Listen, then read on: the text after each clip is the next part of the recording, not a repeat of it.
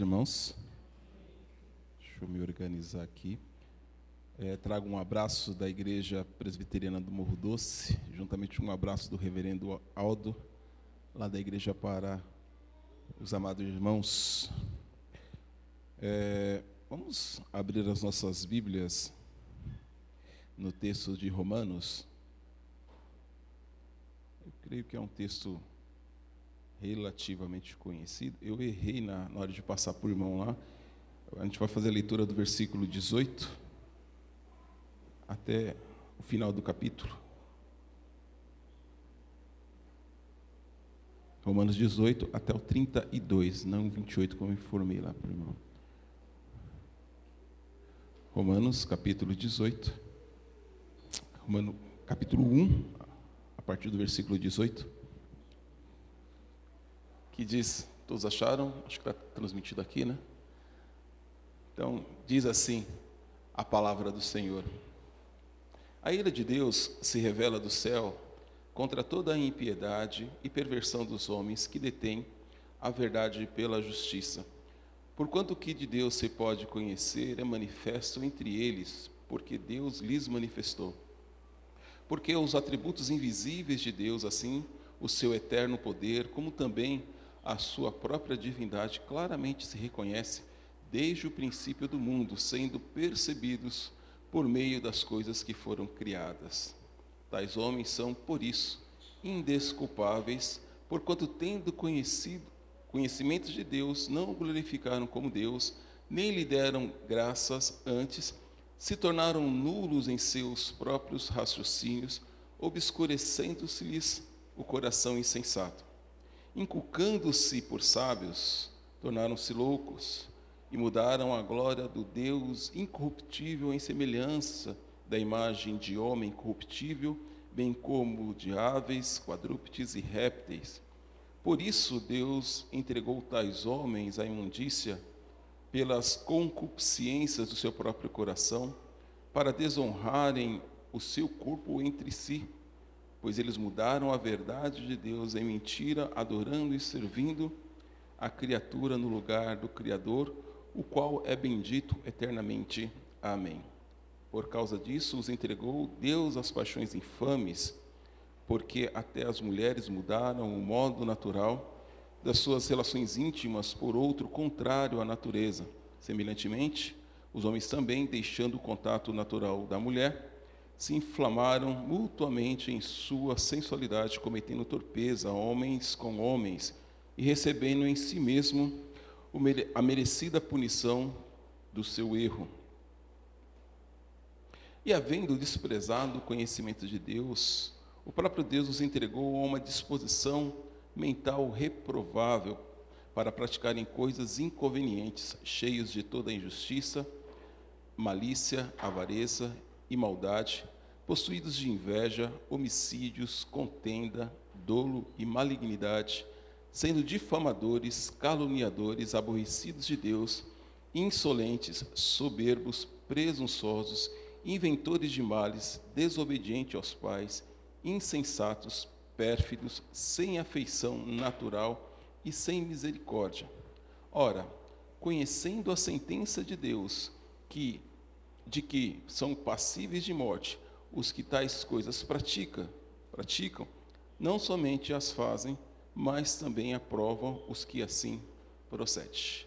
Vamos ter mais uma palavra de oração. Senhor nosso Deus, clamamos, ó Pai, pela sua misericórdia, pela sua iluminação, para que, sendo exposta a sua palavra, compreendamos, ó Pai, colocamos, ó Pai, essa palavra dentro do nosso coração e que sejamos transformados por ela. Nesse instante, nós pedimos que o Senhor fale conosco, capture a nossa atenção, para que realmente possamos ser edificados, vivificados, ó Pai, pela Tua palavra. Nós oramos agradecidos em nome de Jesus. Amém. Esse é um texto que a gente não lê com muita frequência, um texto bastante, eu diria, pesado, da qual Paulo faz uma descrição de uma cultura pagã. E quando nós olhamos para esse texto, fica muito difícil nós não olharmos para a nossa sociedade, para os nossos meios de comunicação, para as nossas redes sociais, para as pessoas que estão ao nosso redor, e nós nos sentimos um pouquinho incomodados de ver aquilo que está nas páginas bíblicas refletida na nossa sociedade de uma forma geral. Algumas pessoas têm dito que a nossa sociedade ela tem declinado moralmente a tal ponto de que isso é um indicativo da volta de Jesus Cristo, dos fins dos tempos. Então, a gente percebe que há 2000 anos Paulo já falava que o negócio era bem complicado. Mas hoje nós temos, e eu talvez aí por causa da tecnologia, que é num sentido muito boa e muito proveitosa, por outro lado, ela tem disseminado e ela tem conquistado o coração de muitas pessoas. E ela tem cada vez mais trazido conceitos e valores que têm distanciado cada vez mais a nossa sociedade daquilo que são os padrões divinos. O meu problema, ou o grande problema, não é a gente ter consciência disso, porque a Bíblia já relata que a coisa ela é assim, e ela também relata que a probabilidade é que ela continue assim de forma indefinida até a volta de Jesus Cristo. Isso para nós não deveria ser um problema. O que me chama a atenção é que vários desses valores, várias dessas condutas, infelizmente, têm adentrado o coração de algumas pessoas que confessam a Jesus Cristo como Senhor e Salvador. E elas, em alguns momentos, elas têm vivido uma vida em que elas clamam pela graça e pela misericórdia de Jesus dentro da igreja, mas quando elas estão fora dos portões da igreja, elas se enquadram ou se encaixam nesse estilo de vida, nesse modo de viver. Mas a coisa tem se degradado a tal ponto de que, às vezes, elas conseguem trazer esse estilo de vida para dentro da própria igreja. E às vezes nós vemos padrões que antes eram considerados como antibíblicos, como coisas normais, totalmente aceitas pela igreja. Há um tempo atrás, alguns anos atrás, eu, como professor de adolescente, fiz uma pequena enquete na minha classe, né, e perguntando para as jovens, as meninas, adolescentes, né, quais delas eram feministas. Esboçavam todos os valores ditados pelo feminismo. E eu já vou dizer que, em praticamente todos os pontos, o feminismo é totalmente contrário àquilo que a Bíblia prega. E qual foi a minha surpresa? É que todas eram feministas. E aí a gente fica pensando, mas como é que pode? A igreja preza tanto pela questão da família, a igreja preza tanto, e nós temos vários textos bíblicos sobre a questão da posição do marido, da esposa, dos filhos, da unidade familiar, da questão da submissão mútua, né? Porque Paulo, a gente geralmente quando fala de submissão, a gente fala da submissão feminina, mas me parece que há uma mútua submissão lá no texto de Efésios, e quando nós conversamos com as pessoas, boa parte delas ressacham esse tipo de conceito e abraçam a questão de, talvez eu não case, talvez eu não tenha filhos, eu vou casar quando tiver 35, 40 anos, depois de eu ter a minha formação, depois de ter toda a minha formação, o que não é uma coisa ruim, mas o que nós temos percebido é que esses valores, quando vivenciados em toda a sua expressão, eles têm sido motivos de ou destruição ou desconstrução da família como nós conhecemos. Então, hoje não é difícil nós vermos a baixa moralidade entre os jovens e os adolescentes, a falta de comprometimento que eles têm para com as suas responsabilidades, a falta de comprometimento que nós temos com relação aos pais, aos maridos, mesmo as esposas, e tudo isso tem adentrado ao nosso coração, porque a gente simplesmente acha que vir à igreja é um lugar seguro que nos coloca longe dessas questões. O grande problema é que nós vamos para a igreja uma vez, duas, para aquelas pessoas mais piedosas, umas 3 vezes, e mesmo assim nós passamos uma pequena parcela. Mas quando você manda o seu filho para a escola, ele passa 6 horas por dia. Eu tenho alunos que eu vejo 30 horas, eu vejo mais o meu aluno do que ele vê os pais dele.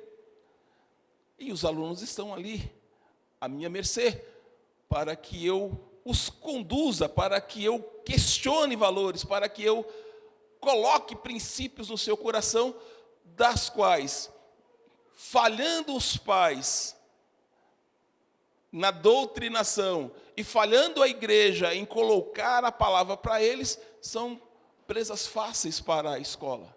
E a escola tem paulatinamente mudado o coração dos nossos filhos com esses valores. E aí a gente tem visto, não somente lá fora, infelizmente, mas nós temos visto isso também dentro da própria igreja, esse tipo de situação que o texto aqui nos escreve. Bom, Paulo, quando ele escreve a igreja de Roma, é uma igreja que ele não conhecia pessoalmente.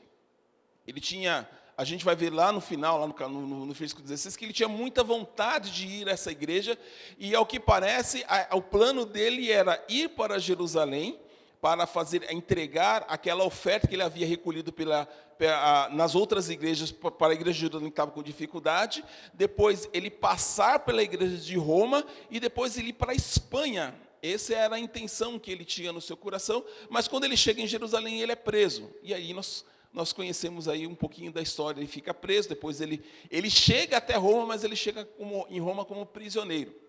Então ele não conhecia essa igreja pessoalmente. E ao escrever para essa igreja, a temática que Paulo escreve é sobre a justificação pela fé. Então, ele vai colocar como é que o Evangelho nos coloca perante Deus, pecadores, perante um Deus justo. Mas esse Deus amoroso, ele manda o seu Filho para morrer no nosso lugar, e dessa forma, nós sermos justificados, ou sermos considerados justos, uma vez que Jesus Cristo pagou pela nossa penalidade. E o texto, ele vai se desenvolvendo sempre nessa perspectiva. Na perspectiva de que, se for pelas nossas próprias obras, pela nossa justiça, pela nossa bondade, ninguém se salva. Não há essa possibilidade. Então, ele começa aqui no versículo 18 do capítulo 1, falando sobre os gentios. Depois, no capítulo 2, ele começa falando sobre os judeus. Ali no final do capítulo 3, ele chega à conclusão de que não há ninguém que presta, e está lá textualmente no texto, não há um justo nenhum sequer, e aí ele vai detalhando o caráter de todas as pessoas diante de Deus, até que no final do capítulo 3, para o capítulo 4, ele vai apresentar a justificação pela fé através de Jesus Cristo, aquele que fez de Deus não somente permanecer justo, porque Deus não aceita o pecado, mas justificador daqueles que aceitam Jesus Cristo.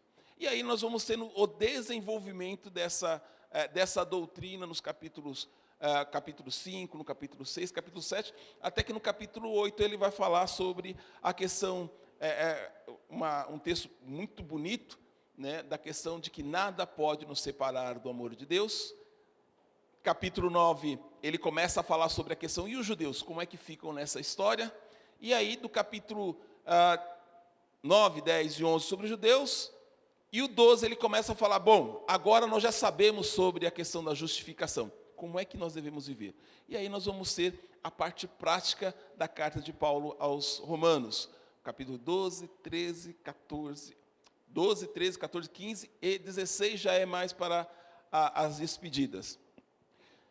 Então, o que eu gostaria de que nós refletíssemos nessa manhã, de uma forma tão breve quanto possível, e eu já vou colocar para os irmãos que o texto é extremamente rico. Nós conseguiríamos gastar aqui algumas horas, com certeza, para esmiuçar tudo aquilo que o texto tem a nos apresentar. Geralmente, quando a gente vê falar sobre esse texto, nós vamos falar sobre a questão da homossexualidade, que Deus condena a homossexualidade, mas nós vamos perceber que o texto é muito mais rico do que isso, ele vai muito além do que essa discussão. E eu gostaria de tratar com os irmãos essa manhã apenas sobre a questão do conhecimento de Deus. Tá? O texto ele vai fazer algumas afirmações que são extremamente preciosas para a igreja, para a compreensão do que está ao nosso redor e de nós podemos nos posicionar com relação às pessoas que não conhecem ou não se relacionam com Deus através de Jesus Cristo. A primeira coisa que eu gostaria de destacar para os irmãos é que o texto ele vai falar que, tendo conhecimento de Deus, lá no versículo 21, não o glorificaram como Deus, nem lhe deram graças. E aqui a gente começa a questão primeiro, que é uma afirmação que às vezes passa despercebido por nós. Todo ser humano conhece a Deus. Aí você vai perguntar, mas tem pessoas que dizem que são ateus, que não creem em Deus, que negam a existência de Deus. Mas mesmo um ateu, ele precisa primeiro conhecer a Deus para depois negá-lo. Não há possibilidade de ele não ter a referência de uma deidade, de um poder superior, de uma divindade. Calvino vai afirmar que todo homem tem a semente do divino, ou seja, ele sabe que há um Deus. Todos. E é isso que o texto nos afirma. Tendo conhecimento de Deus, não o glorificaram como Deus. Mas como é que um homem que nunca entrou na igreja, e a gente pega alguns exemplos mais extremos, né? Um índio, ou uma pessoa da cultura maometana, e da onde eles nunca ouviram falar de Jesus Cristo, como é que eles podem conhecer a Deus? E o texto de Romanos ele vai nos dizer, através do quê? Através das coisas criadas. Então, quando você contempla a criação, você contempla o pôr do sol, quando você contempla mesmo a organização da sociedade, quando você contempla os animais, quando você contempla a beleza das matas, das flores, não há possibilidade lógica de você dizer que aquilo veio do acaso. De aquilo foi uma construção de milhares e milhares de anos que fez a flor com o seu perfume e com a sua função dentro da natureza, isso foi tudo obra do acaso. Não há possibilidade. Quando nós olhamos para o próprio homem, para o seu organismo, para as suas funções, cada uma das partes do homem tem uma função determinada e sem aquela função ele perece de uma ou de outra forma. Tudo funciona exatamente como tem que funcionar. Por exemplo, eu estou aqui com um pouquinho de calor. Por quê? Porque o meu corpo está registrando que o ambiente, nós estamos no verão, e o meu corpo ele vai trabalhar na temperatura aproximadamente de 36 graus. Quando a temperatura ela se eleva disso daí, o meu corpo fala para o meu organismo, olha, a gente precisa se livrar deste calor. Por quê? Porque se começar a esquentar muito, alguns órgãos internos e o próprio cérebro começam a entrar em colapso. Ou seja, eu vou ter alguns problemas de saúde. Então, o que o corpo faz? Ele começa a fazer com que eu soe. Por quê? O suor? Porque a água é um excelente meio de você retirar a temperatura de um determinado ambiente. Por exemplo, quando você está com a panela de pressão quente lá, que você tira a panela, o que a gente faz? A gente enfia debaixo da água. Por quê? A água ela retira o calor daquele ambiente. Quando você está com muito calor, o que você deseja? Você deseja uma piscina. Por quê? Para a resfriação daquele corpo. Então, quando nós olhamos para... E eu estou falando isso de uma coisa que é observável por todas as pessoas. Quando nós vamos para o microscópio, quando nós vamos para as funções internas, a coisa é mais maravilhosa ainda. Porque você tem bilhares de células, de átomos que funcionam exatamente como tem que funcionar. Esses dias eu estava comentando com uma sobrinha minha, que por que existe o sangue? E ela ficou pensando, pois é, o sangue ele existe como um meio de transporte para o oxigênio e para algumas substâncias. Então ele passa durante percorre todo o corpo e ele vai trocando o oxigênio por gás carbônico em cada uma das células do seu corpo, e ele vai colocando ali nutrientes, alimentando aquela célula e pegando os resíduos. Depois que ele pega isso, ele passa pelo pulmão, faz a troca novamente do gás carbônico pelo oxigênio e passa pelos rins para tirar todas as impurezas que ele pegou no corpo para ser colocado para fora. Isso não pode vir do acaso. E quando o homem ele se depara com essas coisas, duas coisas que ele pode fazer. Ou ele glorifica a Deus por essas maravilhas, ou ele faz como o texto diz, ele nega ao conhecimento de Deus. Ele cria alguns estratagemas para dizer que não, aquilo não pode ser Deus, aquilo foi obra do acaso. Geralmente o que o pessoal fala, né, a questão da evolução. E o texto vai nos colocar que ele tem esse conhecimento. E por causa dele ter esse conhecimento, ele não pode dizer, quando chegar diante de Deus, que ele não conheceu a Deus. O texto vai nos dizer que ele é indesculpável. Ou seja, ele conhece quem é Deus, ele conhece o poder de Deus, ele conhece a divindade de Deus. Mas, diante desse conhecimento, o que ele faz? Desprezo e ingratidão. Porque quando eu olho para a criação, quando eu olho para o sistema solar, porque a gente sempre, eu acho muito interessante que nós olhamos para a ciência, tanto o macro, o universo, as galáxias, as estrelas, todas percorrendo exatamente o que tem que se fazer. Porque imagina só se de repente dá um tropeço num dos planetas e ele erra o seu percurso. Bateu aqui na Terra, acabou tudo. Mas de eternidade a eternidade, as coisas caminham exatamente como tem que caminhar. Mas a gente pode também olhar para o micro, para a célula, para o átomo. Hoje nós temos tecnologia suficiente para olhar dentro de um átomo. Você quebra a molécula do átomo e vê o que tem lá dentro do núcleo daquele átomo. Coisas que vai a... Você pega 1 milímetro e divide por 1 trilhão de vezes. A gente já está conseguindo chegar. E tem coisas lá organizadas.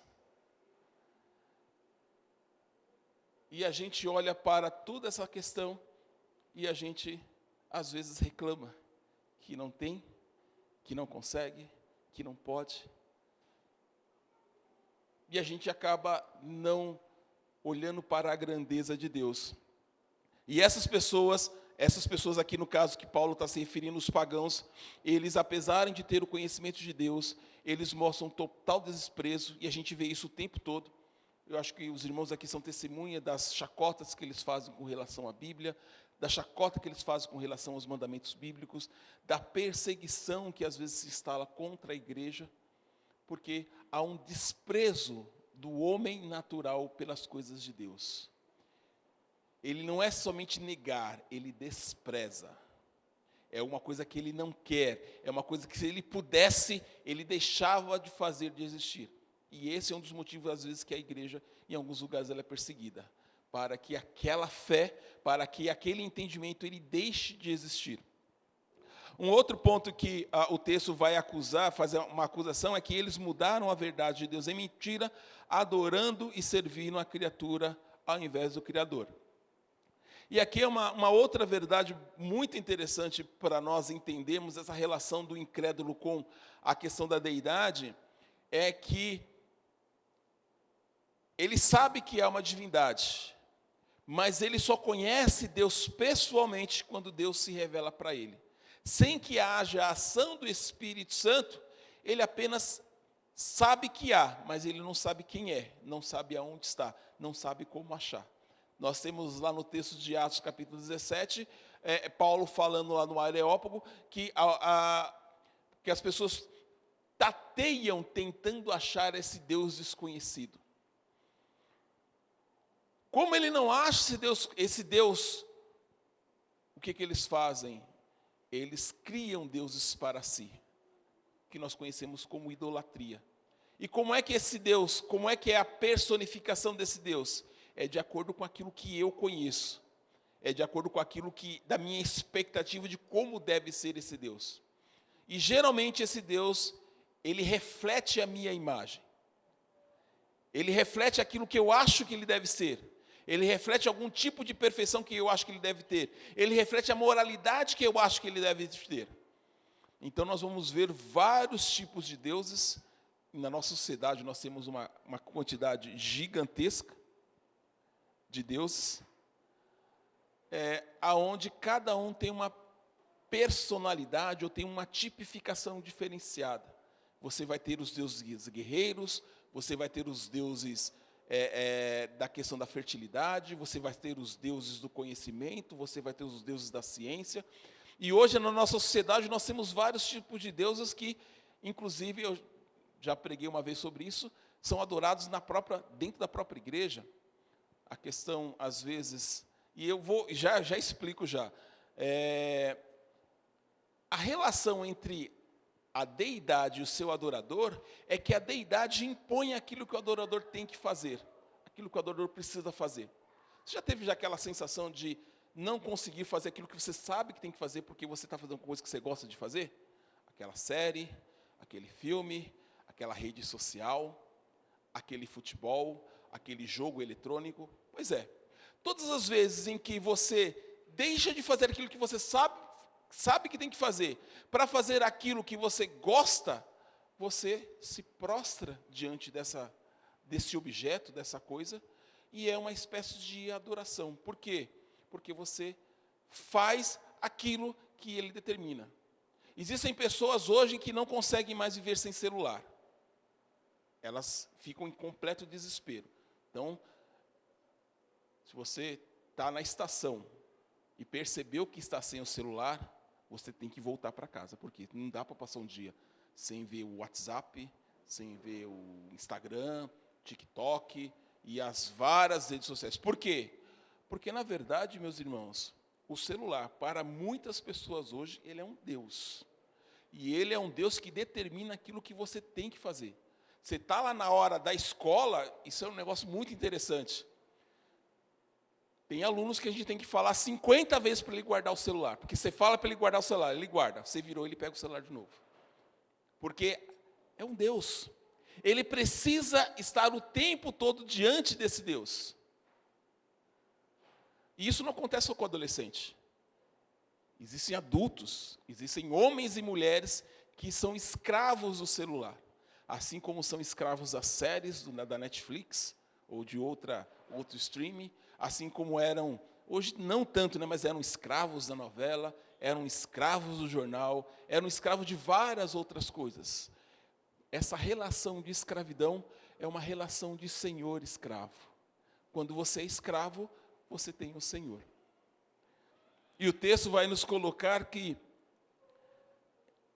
a acusação que Paulo faz é que eles mudaram a verdade de Deus em mentira, adorando e servindo a criatura em lugar do Criador. Então, na sociedade, isso é uma coisa completamente normal. Você tem adolescentes que falam claramente, eu não consigo ficar sem celular. Eu não consigo. A primeira coisa que eu faço quando eu acordo é pegar o celular e ligar para ver o que tem lá. A última coisa que eu faço é ver quem mandou as últimas notícias para mim no celular. Eles falam claramente, sem celular eu não vivo mais. Eles têm essa relação de senhor e escravo. Na igreja é mais disfarçado, né? Na igreja a gente não consegue, a gente não fala assim tão abertamente. Mas, se você não consegue se desvincular disso, então existe aí uma séria indicação de que você está tendo problemas.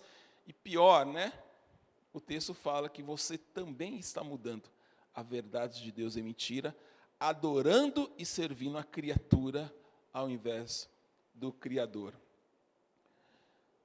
E para nós irmos para o nosso encerramento, ou melhor, para o final, o término da nossa reflexão, o texto vai dizer lá no versículo 28, por haverem desprezado o conhecimento de Deus.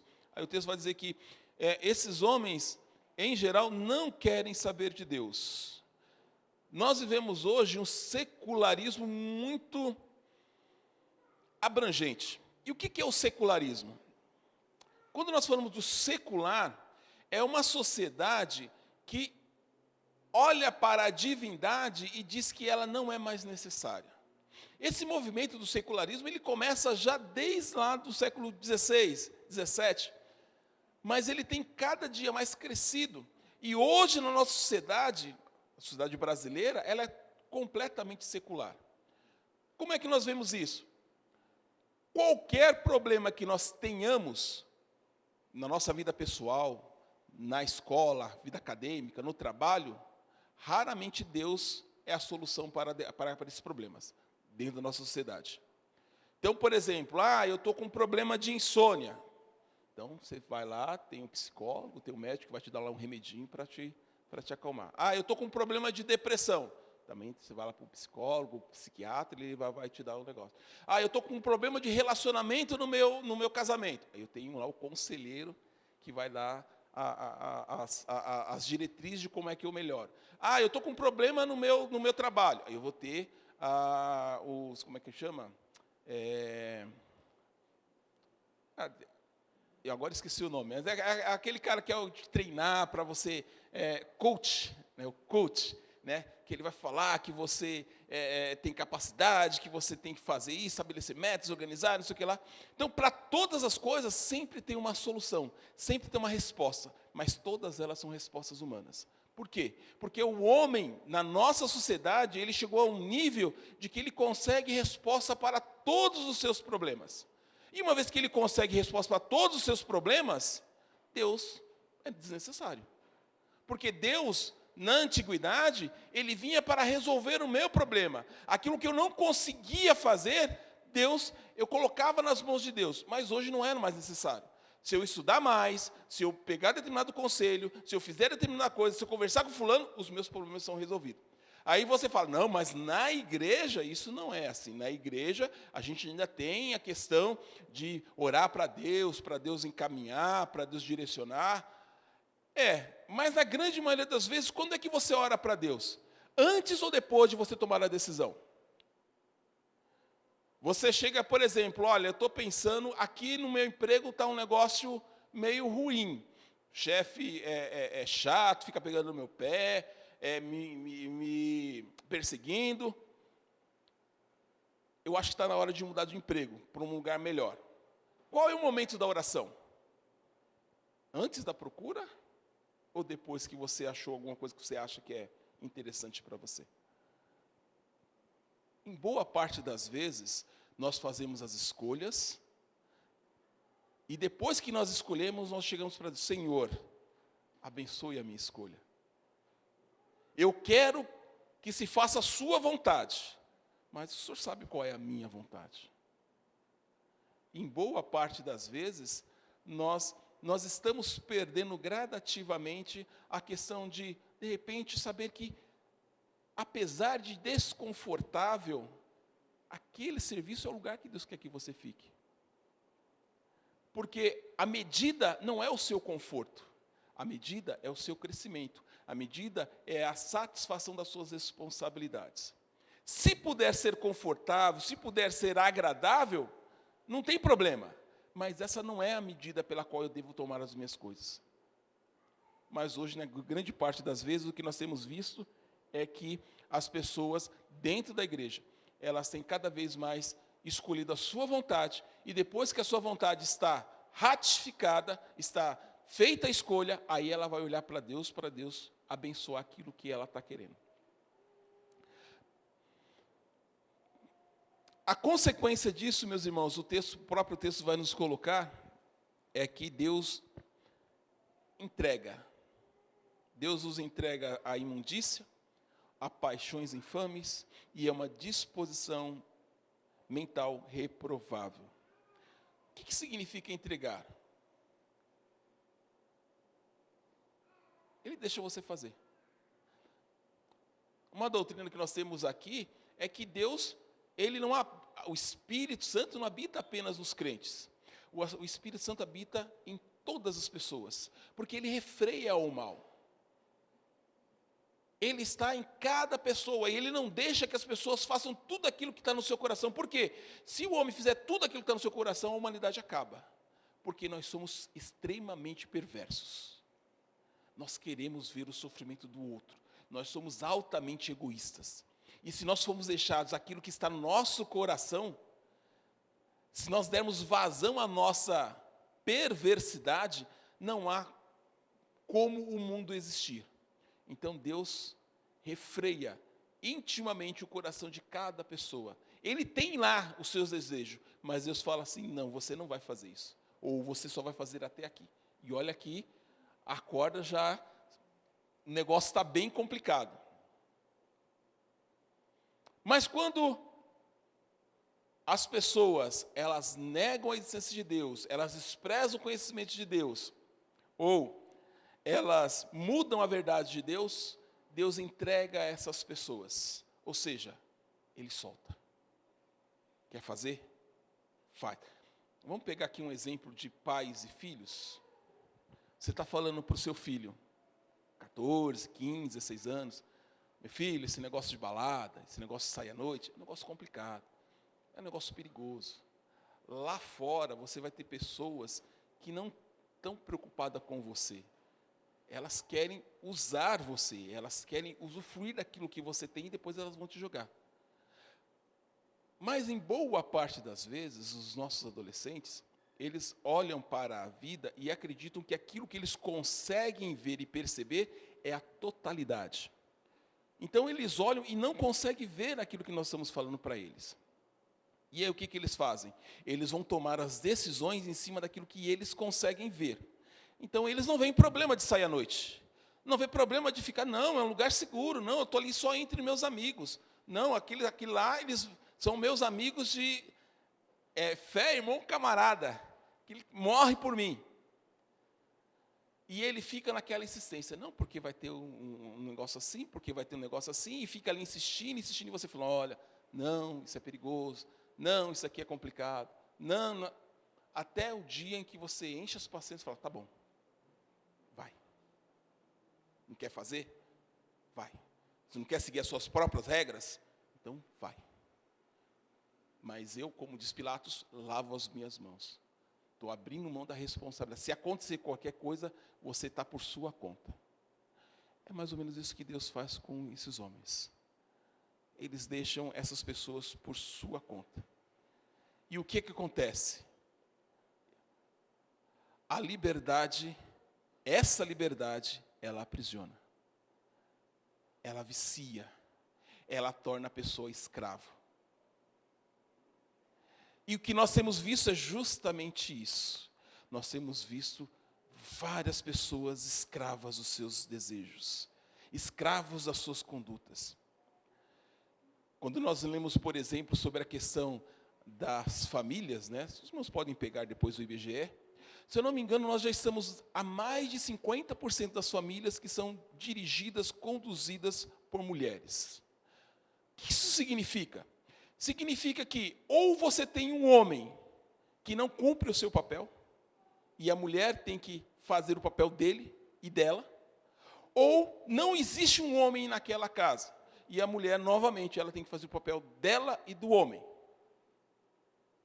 Uma coisa que as estatísticas não dizem é por que você tem uma quantidade tão grande de mulheres dessa forma.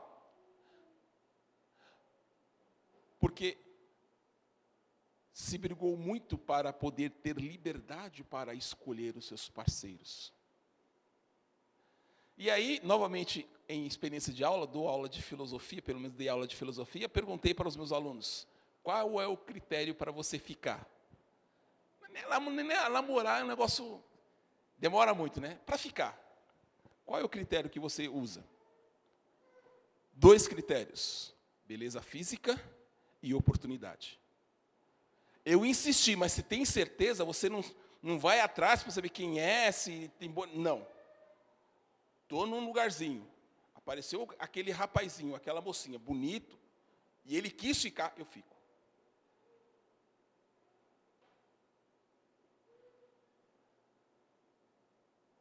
E aí a gente vê o resultado. De quantas meninas, de quantas mulheres que são abusadas, que são usadas, são descartadas, e ele vai para a próxima. É mais uma mãe solo que surge. Lá na escola a gente já fala, né? Quando começa a ver uma menina um pouquinho mais, que a gente diz, um pouquinho mais saliente, fala assim, olha, essa é uma forte candidata a ser mãe solo. Por quê? Porque não considera os valores que são colocados para a questão da formação da família. Eu geralmente afirmo já há muitos anos, uma boa criação de filhos começa com o seu namoro. Um namoro torto vai comprometer a educação que você pode dar para os seus filhos. Porque não dá para você falar que tem que fazer uma determinada coisa quando ele olha para a sua vida e ele não consegue enxergar isso na sua vida. Então, para nós encerrarmos, meus irmãos, a conclusão é que a igreja, infelizmente, ela tem se mostrado pagã no seu relacionamento, no seu conhecimento com Deus. Se Deus não perdoa, ou se Deus dá a resposta devida, entregando as pessoas à dureza do seu coração, e nós, que além de todo o conhecimento que nós temos da natureza, do conhecimento que nós temos do nosso próprio corpo, do conhecimento que Deus nos dá através da história, nós conhecemos as Escrituras Sagradas, nós conhecemos a Jesus Cristo. Eu fico olhando para a igreja, e a igreja me parece ter o mesmo desprezo pelo conhecimento de Deus. Simples. Olha como é que estão os estudos bíblicos. Às vezes, olha como é que está a escola dominical. Olha como é que estão as reuniões de oração. A igreja despreza o conhecimento. As pessoas falam, mas eu não conheço porque ninguém... E você vai, pelo menos boa parte das igrejas que eu conheço, você tem a escola dominical, você tem o culto, você tem estudo bíblico, você tem reunião de oração. Mas qual é a porcentagem de pessoas que estão ali no intuito realmente de conhecer a palavra, de ser transformado por essa palavra? Porque não tem como você ser transformado pela palavra se você não conhece a palavra. Nessa mesma carta, lá no versículo 12, Paulo vai dizer que nós devemos ser transformados pela nossa mente. Mas essa mente precisa ser alimentada com alguma coisa. Se não há a palavra aqui dentro, não há como você ser transformado. E o que eu percebo é que, em boa parte das vezes, você oferecer um estudo, você oferecer um seminário e tudo mais, a quantidade de pessoas que se apresentam sedentas por crescer no conhecimento da palavra, ela tem gradativamente diminuído. Agora, você quer ver a igreja encher? Se eu trouxer um fulano, um cantor X, a cantora Y, a igreja lota, vem gente que não cabe na igreja. Ou se você fazer, como nós presbiterianos costumamos fazer, né, a questão de comida, passeio, entretenimento de uma forma geral, já começa a não funcionar mais. Porque o entretenimento ele funciona durante um certo tempo, depois ele para de funcionar. Então, nem para comer e se divertir, algumas igrejas querem mais. Então, uma questão de comunhão e tudo mais. Então, a minha questão é que, olhando para o conhecimento de Deus, olhando para as consequências do desprezo, olhando para a questão de você não se aprofundar nesse conhecimento, às vezes a gente percebe que a igreja ela tem tido uma postura, ela tem tido um procedimento tão pagão quanto as pessoas que estão fora. E aí a pergunta que eu deixo para os irmãos é: qual é a relação que Deus estabelece entre os homens? O texto vai dizer que Deus se revela aos homens, a todos os homens, mas em especial a nós que temos um relacionamento com Ele, e Ele mostra os seus atributos invisíveis, o seu eterno poder, a sua divindade, e qual é a sua sentença, o seu juízo para as pessoas que não vivem de acordo com aquilo que Ele manda. Isso todos os homens conhecem. Quando você fala para uma pessoa que não frequenta a igreja, que se diz ateu e tudo mais, você pode ter certeza, ela sabe que há um Deus. Ela sabe que há um Deus de juízo. Isso você pode ter certeza no seu coração. Agora, com todo esse conhecimento, o que Deus requer? Deus requer ser glorificado, que nós reconheçamos e damos ação de graças por tudo aquilo que Ele faz, e que nós devemos servir a Ele e ao próximo, que é a questão do amor. Amar a Deus sobre todas as coisas, todo o seu coração, toda a sua força, toda a sua alma, e amar ao próximo como a ti mesmo. Então, uma vez que você conhece, você precisa refletir esse conhecimento através dessas ações: glorificação, ação de graça e serviço. Então, a minha oração e o meu pedido é que os irmãos estejam atentos. Procurem cada vez mais conhecer a palavra de Deus. Procurem mais se conformar a essa palavra de Deus, para que realmente nós possamos ser achados, como diz lá em Mateus, que as pessoas de fora vejam as nossas obras e glorifiquem a Deus que está no céu. Porque quando você faz, você realmente mostra que você conhece. Vamos ter mais uma palavra de oração nesse instante. Senhor nosso Deus, a Tua palavra diz que todos te conhecem. E que, por causa disso, quando chegar no dia do juízo, ninguém pode ter a desculpa de que não foi pregado o Evangelho, de que nunca ouviu falar do Senhor. Porque quando nós olhamos para as coisas criadas, nós percebemos o Teu poder, nós percebemos a Tua divindade. Mas nós clamamos, ó Pai, principalmente nós que já temos um relacionamento contigo, abra o nosso coração para que nós venhamos a Te conhecer cada vez melhor. Que nós possamos olhar para todas as coisas com o Teu olhar. E dessa forma, ó Pai, estarmos sempre dispostos, rendidos, como os Teus servos, como os Teus escravos, para agir sempre de acordo com a Tua vontade. Nos ajudas, ó Pai, porque nós somos pecadores e em vários momentos, ó Pai, nós agimos em conformidade com a nossa velha natureza, em conformidade com aquilo que o mundo apresenta. Mas nós cremos na ação do Seu Santo Espírito em nossa vida. E nós te pedimos, ó Pai, muda o nosso coração. Muda, Senhor, transforma a nossa natureza, para que nós realmente sejamos Tua imagem, conforme a Tua imagem e a Tua semelhança, para que o mundo veja as nossas obras e glorifique o Teu nome. Oramos agradecidos em nome de Jesus. Amém.